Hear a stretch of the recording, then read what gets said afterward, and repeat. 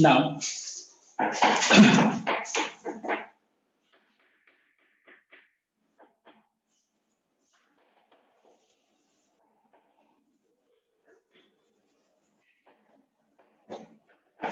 now in this particular topic in today's class, I'm going to explain you all the basic concepts which you require in this particular chapter. And the name of the chapter is probability. Probability ऐसा एक chapter है जिसमें तुमको ना ही इसमें trigonometric application करना पड़ेगा, ना इसमें इंटीग्रेशन का, ना इसमें डिफरेंशिएशन का. And this is the reason why I am starting this chapter so that the students those who are facing problem in chapters like integration, वो एक बार मैं अभी करा दूं पैरेलली. यू नो दैट आज ही क्लास है एट 4:45 उस समय बहुत लोग ज्वाइन करने वाले हैं. और इस क्लास में हम क्या करेंगे, पहले प्रोबेबिलिटी हम कंटिन्यू करेंगे, ठीक है. सो दैट प्रोबेबिलिटी यहाँ पे पैरेलली कंटिन्यू. तो ध्यान देना एक बार, प्रोबेबिलिटी में सबसे पहला चीज जानने के लिए तुम लोगों को पता होना चाहिए मल्टीप्लिकेशन रूल.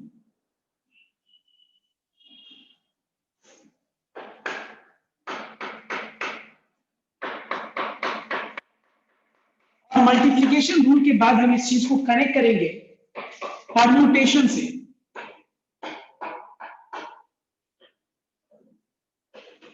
इसको मैं कनेक्ट करूंगा परम्यूटेशन से और मैं समझाऊंगा कि कैसे मल्टीप्लिकेशन रूल, परम्यूटेशंस जो टॉपिक है वो मल्टीप्लिकेशन रूल का सिंप्लीफाइड वर्जन है. मतलब सिंप्लीफाइड वर्जन मतलब एक तरह का कैलकुलेटर के तौर पे सेम काम करके परम्यूटेशन दे देंगे. तो ध्यान से एक बार तुम लोग सब चीजों को समझना और चीज को समझ के डिफरेंशिएट करने की कोशिश करना कि एक्चुअली दोनों में रिलेशनशिप क्या है. तो एक बार ध्यान से नोट कर लो सबको. तो देखो, अगर तुम, if you remember in class 11 also we had seen the same example, and the example was entry and exit. If you remember, I used this example to explain the logic of multiplication rule. And what example I explained? ये entry और exit का मैंने example लिया. Suppose मान लो एक room में 3 entry doors है, entry 1, entry 2 और entry 3. 3 entry doors है और मान लेते 2 एग्जिट डोर्स है. 2 एग्जिट डोर्स है. और इनसे अगर कोई पूछे कि what is the number of veg, what is the number of veg in which a person can enter and exit from this room, okay, from this room which I have shown you, okay. अगर मान लो मैं तुमसे ये पूछूं तो यहाँ पे हो क्या रहा है, अगर तुम ध्यान से नोट करो तो यहाँ पे हो क्या है, ये एक रूम है, 2 एंट्री डोर्स है और 3 एंट्री डोर्स है और 2 एग्जिट डोर्स है. यहाँ पे तुम्हारा एक इवेंट है, अगर तुम ध्यान से नोट करो, ये एक इवेंट है, ये दूसरा इवेंट है. इस इवेंट का नाम है एंट्री और इस इवेंट का नाम है एग्जिट. इस इवेंट को परफॉर्म करने का 3 वेज है,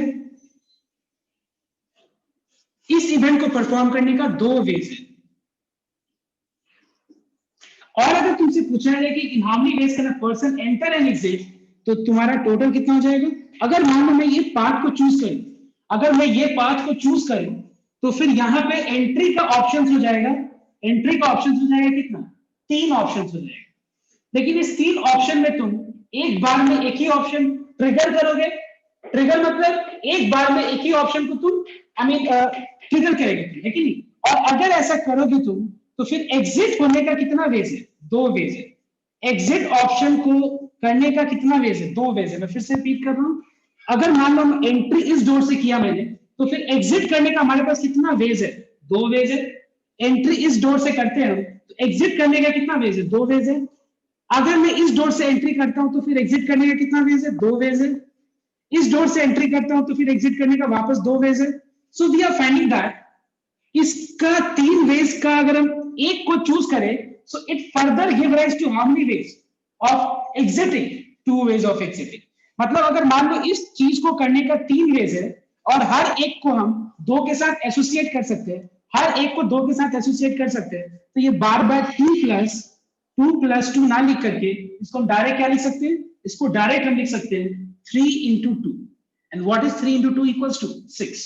देखो 2 plus 2 becomes what 6 और यहाँ पे भी वही आ रहा है 3 2 जा 6 बिकॉज अगर हर एक चीज को दो के साथ एसोसिएट कर सकते हैं तो तीन चीज को कितने के साथ एसोसिएट करेंगे multiplication rule states that it is equal to 3 2 जा 6 ways.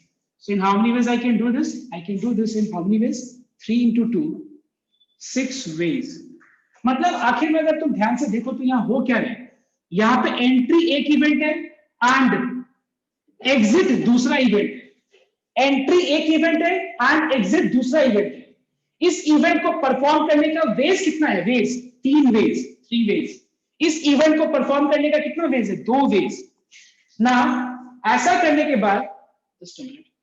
के बाद हम लोग क्या देख रहे हैं कि इस इवेंट का कोई एक ही इवेंट ट्रिगर हो रहा है एट अ टाइम एक बात बताओ इस 3 वेज का एट अ टाइम तुम अगर अपने आप को इमेजिन करो तुम यहाँ पे खड़े हैं तुम क्या तीनों डोर से एक बार में एंटर कर सकते हैं कभी पॉसिबल नहीं है क्या तुम दोनों डोर से एक बार में एग्जिट कर सकते हैं कभी पॉसिबल नहीं है तो हम देख रहे हैं कि 3 का अगर कोई एक इवेंट ट्रिगर होता है इसका भी कोई एक इवेंट ट्रिगर होता है तो इस पूरा चीज को परफॉर्म करने का 6 वेज तरीका है ये हो गया तुम्हारा मल्टीप्लिकेशन रूल जहां पे मैंने तुम लोगों को समझाया कि मल्टीप्लिकेशन रूल का मतलब होता क्या है मल्टीप्लिकेशन रूल मतलब जैसे ये एक इवेंट हो गया ये दूसरा इवेंट हो गया अगर ये दोनों इवेंट साइमल्टेनियसली समझ में तो बात साइमल्टेनियसली अकर कर रहा है जहां पे दूसरा इवेंट ट्रिगर तभी होगा दूसरा इवेंट एक्टिवेट तभी होगा जब पहला इवेंट एक्टिवेट होगा तो तुम एग्जिट कैसे करोगे अगर तुम रूम के बाहर कर रहे हैं तो ये चीज एक्टिवेट कैसे होगा ही नहीं वो एक्टिवेट करने के लिए तुमको वो तीन का कोई एक इवेंट को ट्रिगर करना पड़ेगा और बहुत सिंपल फंडा है यहाँ पे कि इसका 3 में से कोई एक चीज करने के बाद इट गेट्स एसोसिएटेड विथ ये word association is very important this gets associated with how many things 2 things this gets associated with 2 things if every particular thing gets associated with 2 things जैसे तुम लोगों को पता है कि एक मार्कर का दाम अगर 10 रुपए है तो 10 मार्कर का दाम क्या है 10 into 10 100 यही तो है ना मल्टीप्लिकेशन में हम लोग 10 plus 10 plus 10 plus 10 10 बार ना करके हम 10 times 100 कर देंगे क्यों क्योंकि हर एक का 10 के साथ एसोसिएट हो रहा है मतलब हर एक मार्कर का 10 रुपए दाम है तो 10 मार्कर का दाम कितना होगा 10 times 100 हर एक चीज को अगर हम 2 के साथ एसोसिएट कर सकते हैं तो पूरा 3 चीज को कितने के साथ एसोसिएट करेंगे हम 3 2 जा 6 ways so there are total 6 ways और अगर हम इसको यहाँ पे दिखाएं अगर हम लिख करके तो ये ऐसा होगा en1 को हम ex1 के साथ एसोसिएट करेंगे en1 को हम ex2 के साथ एसोसिएट करेंगे en2 को हम ex1 के साथ एसोसिएट करेंगे ऐसे करके बहुत सारा वेज कितना ways 6 ways 1 2 3 4 5 6 clear everyone so मैं चाहता हूं कि ये सब चीज को मैं रिकॉल करके और तब प्रोबेबिलिटी में जाऊं तब जाके मजा आएगा नहीं तो क्या होगा 11 का कांसेप्ट क्लियर नहीं होगा और फिर 12th में प्रॉब्लम क्या आएगा कि तुमको बहुत सारा टॉपिक समझ में नहीं आएगा और तुम बोलोगे सर मेरे 11 का कांसेप्ट ही क्लियर नहीं और मैं इसीलिए आज का क्लासेस कंडक्ट कर रहा हूं कि तुमको 11 का कोई चीज ऐसा ना हो जो प्रॉब्लम हो जाए जो चाहिए हम लोग को 12 so I hope it is clear to you all everyone now एक मैं इसमें क्या करता हूं ये हो गया सबका अब मैं ये इरेज कर रहा हूं now what is multiplication rule ध्यान देने का एक और हम इसमें एग्जिट डोर्स बनाते हैं मान लो इसमें वापस से इस रूम में बीच में एक और दीवार मैंने दे दिया और उसके बाद मैंने यहाँ exit 1 exx2 लगा दिया अब मैं अगर तुमसे पूछूं कि how many ways can a man enter this room and exit तो यहाँ पे खेल क्या हो रहा है कि यहाँ पे 3 वेज है इस पर्टिकुलर पार्ट को परफॉर्म करने का 3 वेज है ध्यान देना एक बार इसको परफॉर्म करने का 3 वेज है ध्यान देना ओके इसको परफॉर्म करने का 3 वेज है इसको परफॉर्म करने का 2 वेज है इसको परफॉर्म करने का भी 2 वेज है अब बात यह है कि बीच में मैं इनटू दूं या मैं बीच में प्लस दूं बीच में मैं इनटू दूंगा क्यों दूंगा देखना एक बार देखना मैं बता रहा हूं तुम लोगों को because in how many ways can a man enter and exit this does not make any sense in how many ways can a man enter or exit does it make any sense I don't think it makes any sense in how many ways can a man enter or exit ये system हुआ बताओ तो ये system entry और exit associated events है entry और exit जो है ये एसोसिएटेड चीज है, बिकॉज जब तक तुम एंटर नहीं करोगे तब तक तुम्हारा एग्जिट का कोई सवाल ही नहीं है। बात समझ में? तो बात तो हम ऐसे नहीं बोल सकते how many ways can you how many ways can you either sleep or you awake, does it make any sense? एक बात बताओ तो, ये कोई तरीका ही नहीं हुआ, कितने तरीके से तुम या तो सो सकते हो या तो तुम जग सकते हो। अरे सोना और जगना तो एसोसिएटेड है, दिन और रात तो एसोसिएटेड है। बात समझ में आया तो मैं क्या बोल रहा हूँ? Day and night are associated things. कितने तरीके से खाली दिन हो सकता है या तो खाली रात हो सकता है। अरे ये क्या है, एसोसिएटेड चीज, हम ऐसे नहीं बोल सकते। समझ में आया तो बात? अगर मुझे पूरा सिस्टम को, अगर हमको ये पूरा मल्टीप्लिकेशन हमको समझना है तो ये बात को समझना पड़ेगा मुझे। In how many ways can man enter and exit.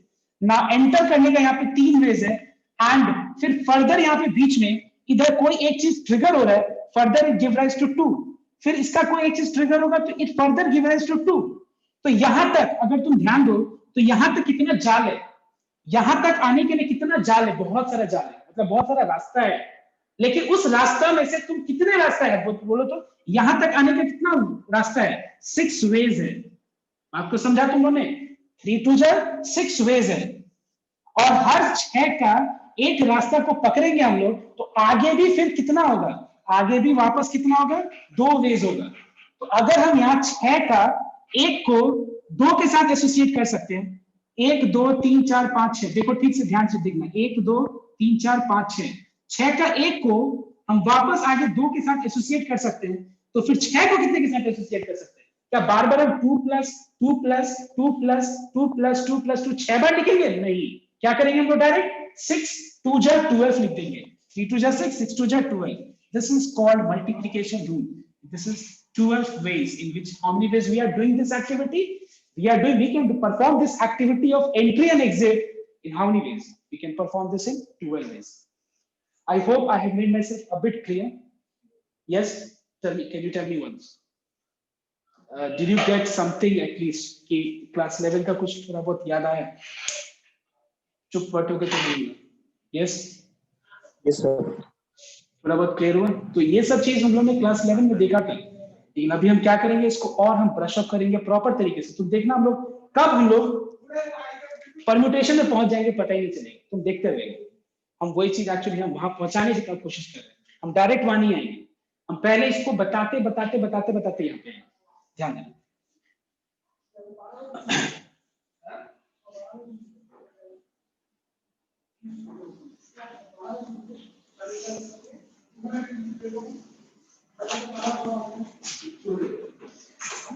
अब ध्यान में एक बार सब कोई, तो अब हम एक और चीज एग्जांपल में लेते हैं, जैसे कि फॉर एग्जांपल कि सपोज यहाँ पे 3 लोग हैं, सपोज 4 लोग हैं, ठीक है, और यहाँ पे 2 सीट्स हैं।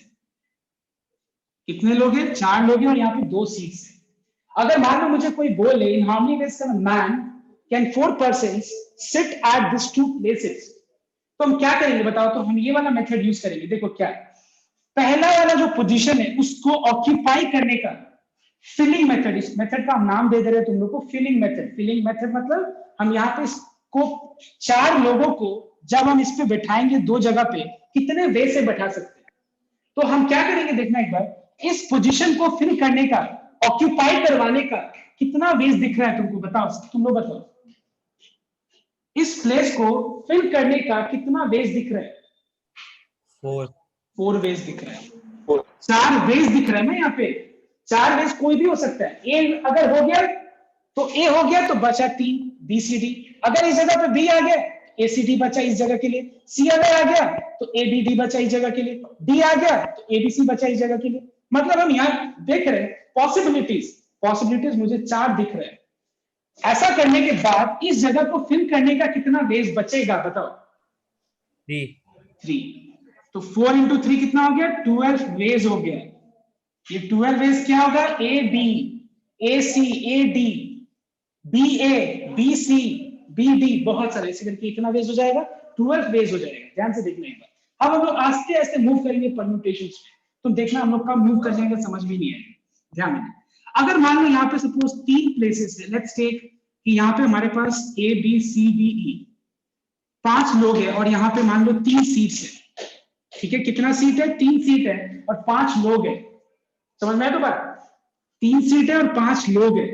तो 5 लोगों को मैं 3 सीट्स पे कितने वे से वो लोग बैठ सकते हैं, अपने आप को कैसे पोजीशन कर सकते हैं। तो हम ऐसा बोल सकते हैं कि इस प्लेस को फिल करने का हमारे पास 4 वेज है, आई एम सॉरी 5 वेज है, सॉरी 5 वेज। इस प्लेस को फिल करने का कितना वेज है, 4 वेज। इस प्लेस को फिल करने का कितना वेज है, 3 वेज है। ठीक है, तो ध्यान देना एक बार, 3 वेज है। तो ये हो गया 5 इंटू 4 इंटू 3 हो गया, मतलब टोटल 5 4 जा 20, 23 जा 60 वेज।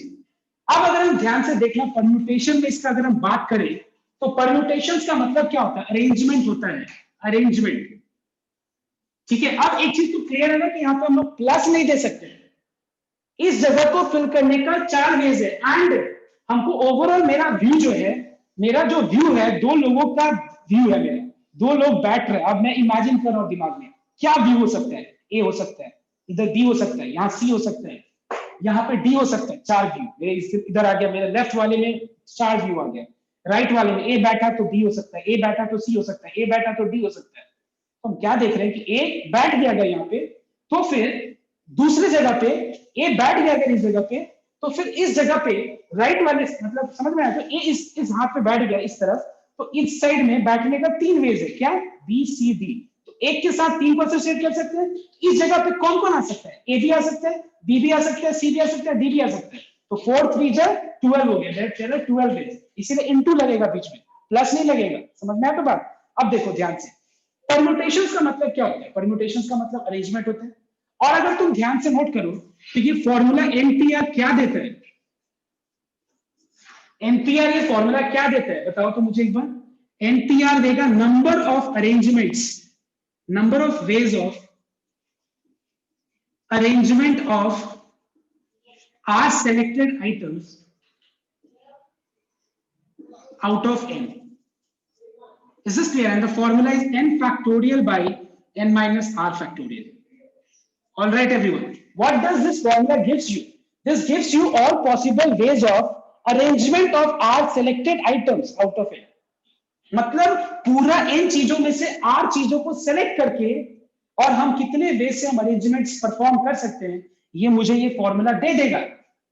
और अगर हम देखें यहां पे भी वही चीज हो रहा है, कैसे मैं बता रहा हूं।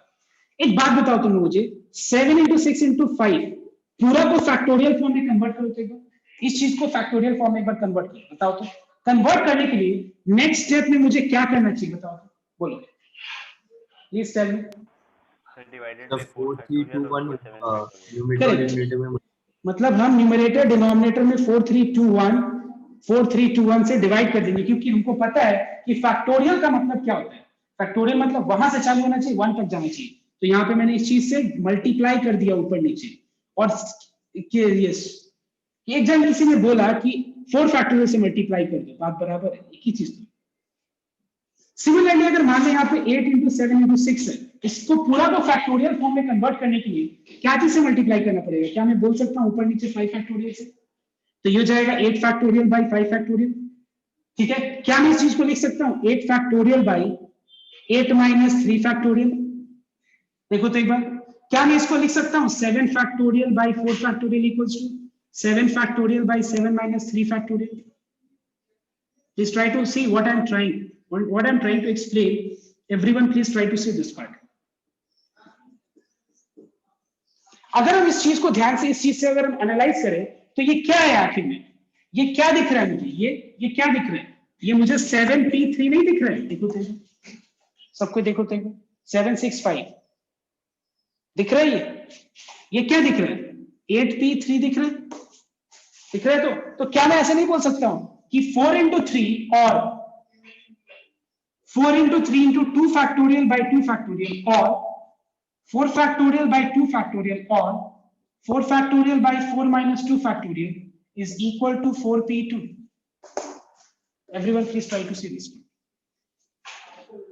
तो आखिर में हम लोग कर वही रहे, मल्टीप्लिकेशन रूल और परम्यूटेशन का जो फॉर्मूला है, ये तुम्हारा क्या है बोलो तो सिंप्लीफाइड वर्जन है, हम ऐसे बोल सकते हैं। कैसे सिंप्लीफाइड वर्जन है, तुम देखो एक बार कैसे सिंप्लीफाइड वर्जन है। देखो ये चीज हम क्या कर रहे हैं, बुद्धि लगा के कर रहे हैं, मतलब फिलिंग टेक्निक्स यूज कर रहे हैं, फिलिंग टेक्निक्स। और ये फिलिंग टेक्निक्स हम देख रहे हैं कि ये कुछ नहीं है, ये चीज तुम्हारा लॉजिक को एक कैलकुलेटर पे मतलब एक बटन पे दे दिया गया है, इतना बोला जा रहा है कि दिमाग मत लगाओ, और एक बटन पे दे दिया गया है, ये बटन है, एन के जगह पे टोटल लगा दो और आर के जगह पे कितने चीजों को एट ए टाइम सेलेक्ट करके अरेंज करना है, एट ए टाइम कितने चीजों को सेलेक्ट करके अरेंज करना है, 2 चीजों को। तो 4p2 का मतलब वही होता है, 4p2 का मतलब क्या होता है, 4 into 3। तुम अगर ये पूरा इसकी प्रोसेस देखो, ये पूरा प्रोसेस देखो अगर ध्यान से, तो ये क्या है, 4 into 3 into 2 factorial by 2 factorial, ये क्या है 4 factorial by 2 factorial, ये फिर क्या है 4 factorial by 4 minus 2 factorial। see the formula, n r n p r, check this once, 5 into 4 into 3, what is this, this is 5 into 4 into 3 into 2 factorial, this is 5 factorial, what is this, this is 5 minus 3 factorial, and what is this, compare with this, it is 5p3। so I hope you are getting clear, because सबसे बड़ा सवाल क्या होगा पता है, थोड़ा जब हम लोग परम्यूटेशन स्टार्ट, प्रोबेबिलिटी स्टार्ट करेंगे, तो बहुत लोग बोलेगा सर मेरे स्कूल में ना सर ने ऐसे सिखाया, बहुत लोग बोलेगा कि सर आप ऐसे सिखा रहे हैं, मेरे को ये इजी लग रहा है, तुम बताओ इजी और टफ क्या है, दोनों सेम ही चीज है। अब इजी और टफ में कोई समझ में आ रहा है, तो मैं क्या बोलना चाह रहा हूँ, देखो मैं ये बोलना चाह रहा हूँ कि बहुत लोग ऐसे करेगा, बहुत लोग ऐसे करेगा, ठीक है, तो ये चीज को समझना बहुत जरूरी है कि दोनों अलग अलग नहीं चीज है, दोनों क्या है, सेम चीज ही है। एक क्या है तुम्हारा एक तरह का कैलकुलेटर के तौर पे काम कर रहा है, बट एक कैलकुलेटर कहां से आया बुद्धि, ये मल्टीप्लीकेशन रूल का ही बुद्धि है, ठीक है। आई hope it is clear everyone. अब देखो इसका लिमिटेशन, ये फॉर्मूला का लिमिटेशन क्या क्या है, ठीक है, उसके बाद हम लोग कनेक्ट करेंगे, क्या बोलते हैं उसको, कॉम्बिनेशन से कनेक्ट करेंगे, ठीक है। अगर तुमको कुछ कॉपी करना है, ये सब लॉजिक को कॉपी करना है तो कॉपी कर लो, बिकॉज देखो मैं एक बात बता रहा हूँ तुमको, हमको पता है कि अभी सबको बहुत, तो ध्यान देना एक बार,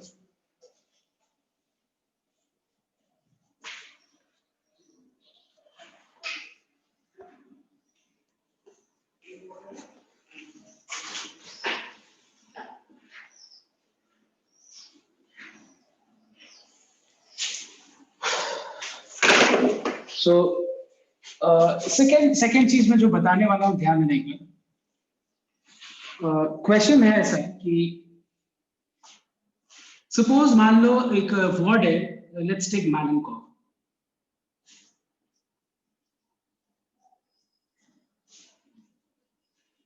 ठीक है, उसके बाद मैं एग्जांपल ले रहा हूं, let's take how many 3-lettered word numbers can be formed, how many 3-digit numbers, not 3-lettered, 3-digit numbers,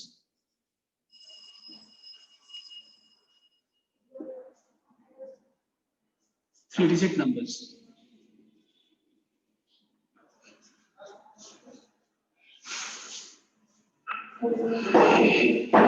okay, yeah. Let's start with this. So how many words can be formed from the word Malenkov? उस word का meaning हो या ना हो, उससे कोई मतलब नहीं।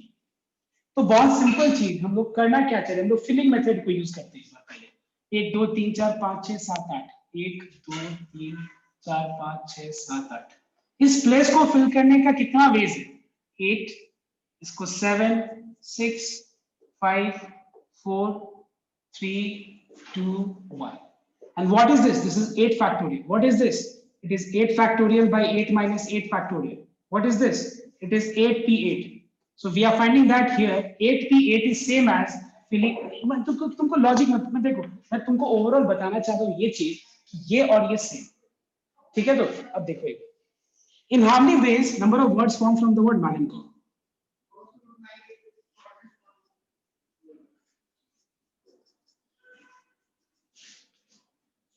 ठीक है। अब देखो number of words form from word Malenkov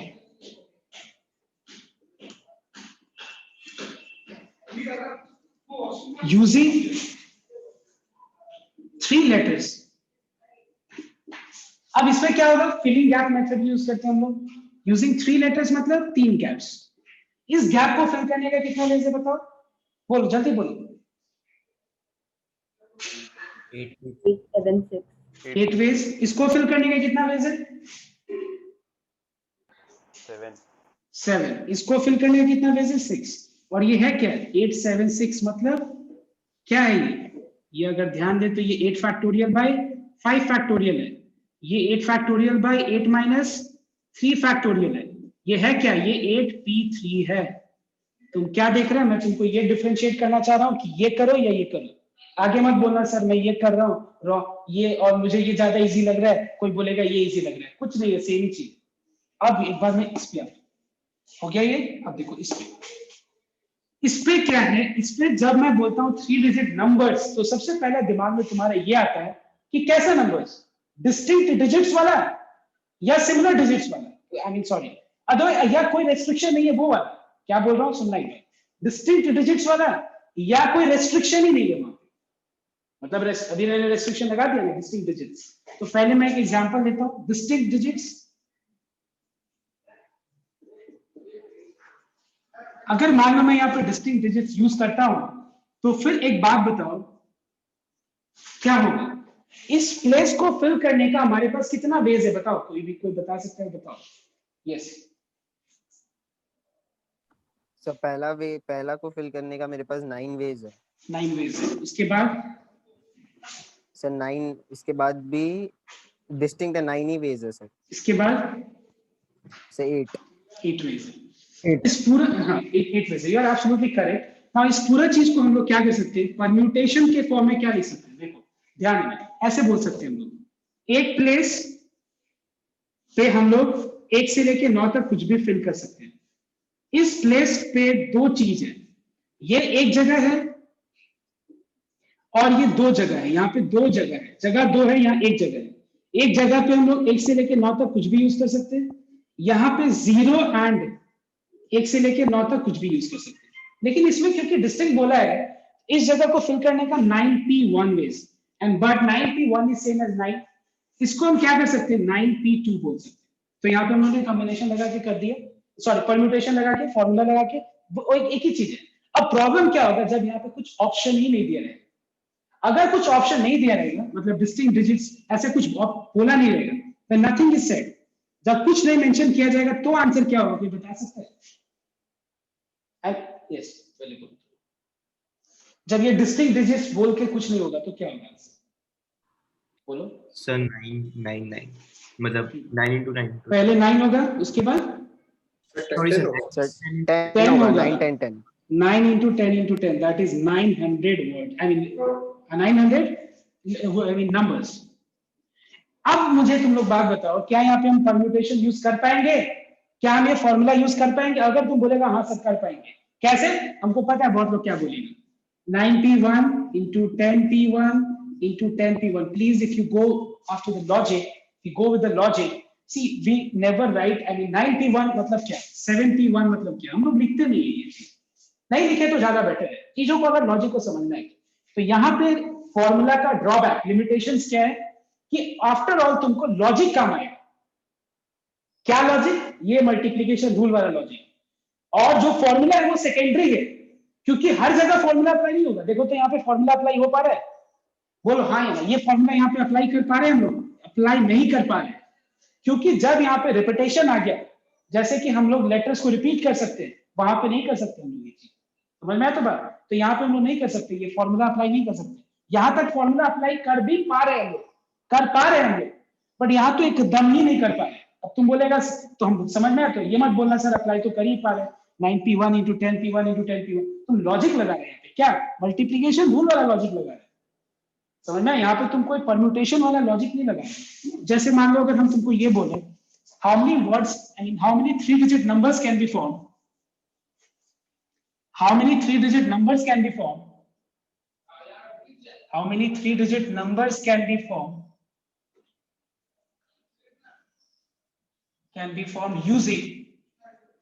using the digits 1, 2, 3, 4। अब बताओ तो यहाँ पे क्या होगा आंसर?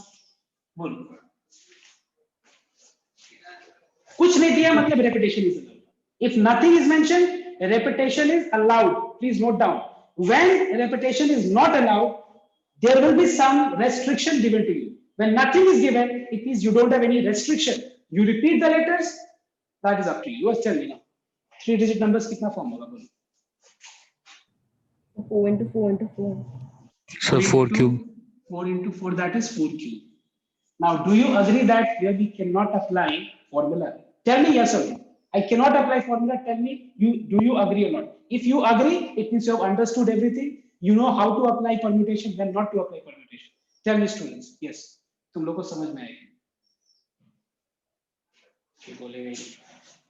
कोई नहीं बोलेगा. किसी को नहीं समझ में आया? Now, listen. Suppose मान लो, let's take ABC. How many words can be formed from the word ABC? If I ask you how many words can be formed from the word ABC, answer is 3p3, and that is 3 factorial. Now, if I ask you how many words can be formed from AAC? Now, if I see pictorially, if I pictorially represent this, so we'll find that we have AAC, फिर इस AA को change कर देते हैं, फिर उसके बाद ये CAA, फिर CAA इस A को भी इंटरचेंज कर देते हैं, फिर उसके बाद इस A को फिक्स रखा, अब बाकी दो को चेंज किया, अब हम इस A को फिक्स रखते हैं और बाकी दो को चेंज करते हैं, इंटरचेंज करते हैं. एक बात बताओ तुम लोग मुझे, What I am trying to say is, मेरा कहने का मतलब ये है, एक बार सुनना, just a minute. क्या ये AAC, ACA, इस A को यहां रखो और फिर चेंज करो, क्या इसका मतलब अलग अलग है या सेम है? बताओ तो एक बार. ये दोनों का मतलब सेम है ना, ये दोनों का मतलब सेम है ना, ये दोनों का मतलब सेम है, तो हम लोग यहाँ पे ओवरऑल कर क्या रहे हैं? हम लोग यहाँ पे पहले 3p3 कर दे रहे हैं, उसके बाद यहाँ पे हम क्या कर रहे हैं? डिवाइड कर दे रहे हैं.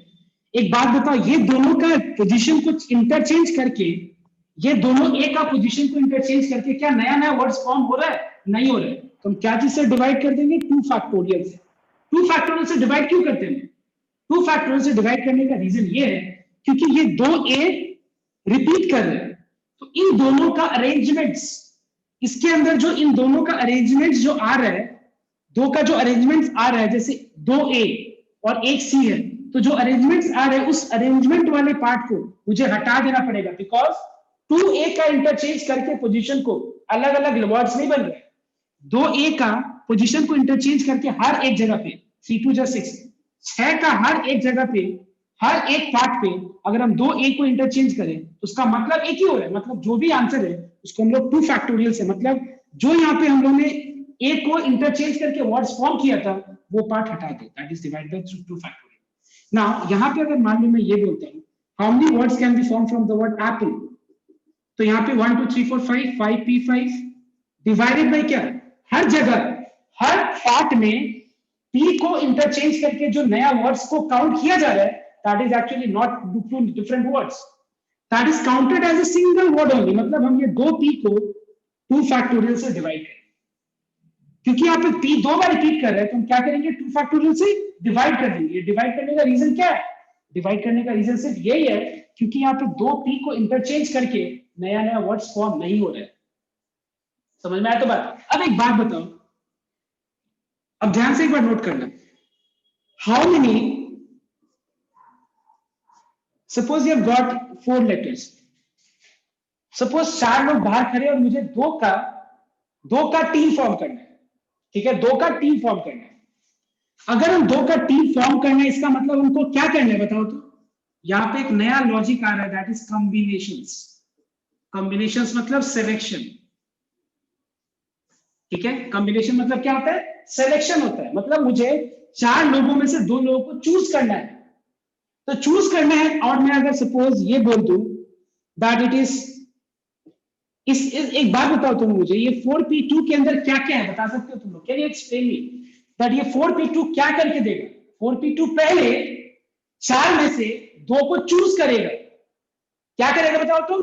4 में से 2 को चूज करेगा और वो सेलेक्टेड आइटम को अरेंज करेगा.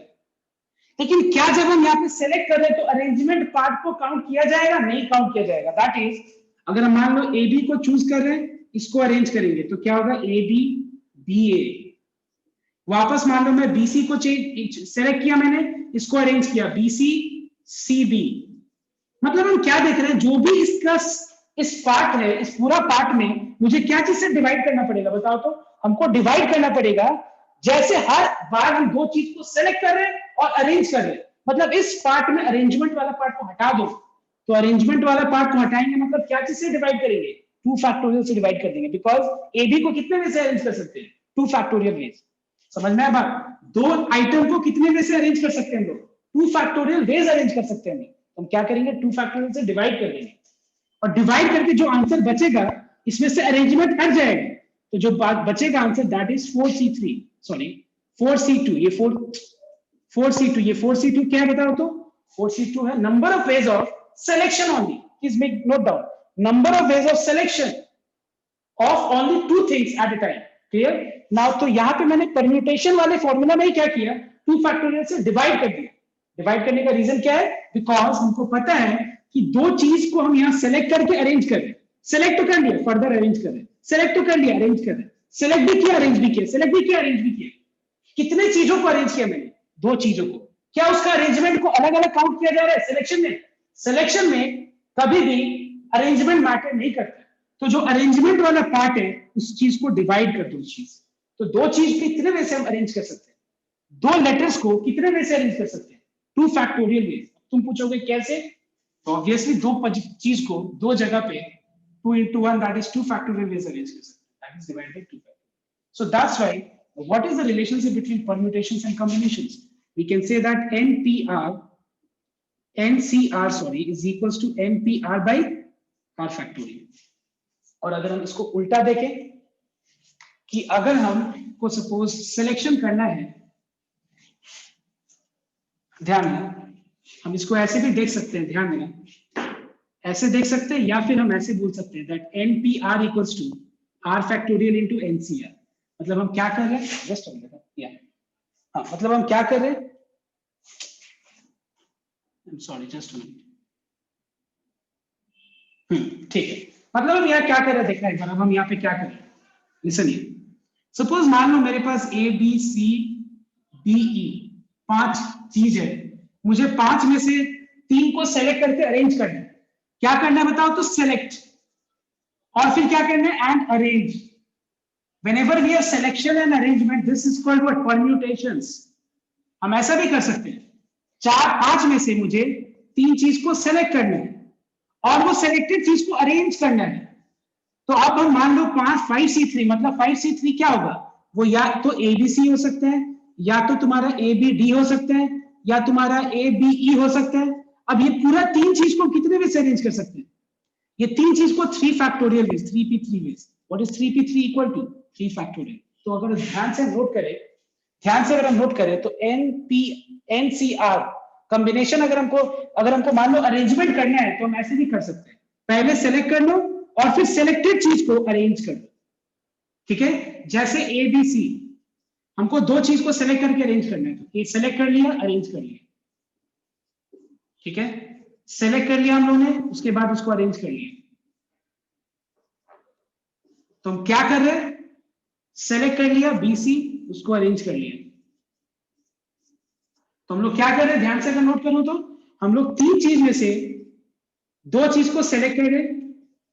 3C2 का वैल्यू क्या होगा? 3 into 2 by 2 into 1, 3 वेज। देखो 1 2 3 3 वेज, और हर एक का हम फर्दर कितने वे से अरेंज कर सकते हैं? 2 वेज। तो इनटू क्या करेंगे हम लोग? 3 का 1 को, ये 3 1 2 3, ये 3 का 1 को हम लोग 2 वे से अरेंज कर सकते हैं। तो फिर क्या हो जाएगा? 3 into 2, ये 1 2 3 4 5 6 वेज। तो इनटू हम क्या कर सकते हैं? 2 फैक्टर। तो हम ऐसे करके भी क्या कर सकते हैं, परम्यूटेशंस और कॉम्बिनेशंस को हम बोल सकते हैं कि अगर हमको मान लो अरेंज करना है तो हम क्या कर सकते हैं, पहले सेलेक्ट कर लेंगे और फिर सेलेक्टेड चीजों को हम अरेंज करेंगे, और ये टोटल कितने वे से कर सकते हैं? इतने वे से। And this gives you the formula permutation. तो ये परम्यूटेशंस और कॉम्बिनेशन में रिलेशन पता होना चाहिए। तो ये याद रखना तुम लोग, ये चीज को हम लोग यूज करके नेक्स्ट क्लास में, जो आज मैंने बेसिक्स कराया है, इसको यूज करके हम लोग नेक्स्ट क्लास में प्रोबेबिलिटी स्टार्ट करेंगे, जहां पे आज का मैं ये वीडियो को शेयर करूंगा एक बार, और जब तक एप्लीकेशन नहीं करेंगे तब तक उतना ज्यादा क्लियर नहीं होगा। आज मैं इतना देर तक रहने देता हूं, और तुमको अगर कुछ पूछना है तो एक बार पूछ सकता, मैं एक बार अभी ओपन डिस्कशन के लिए वेट कर रहा हूं।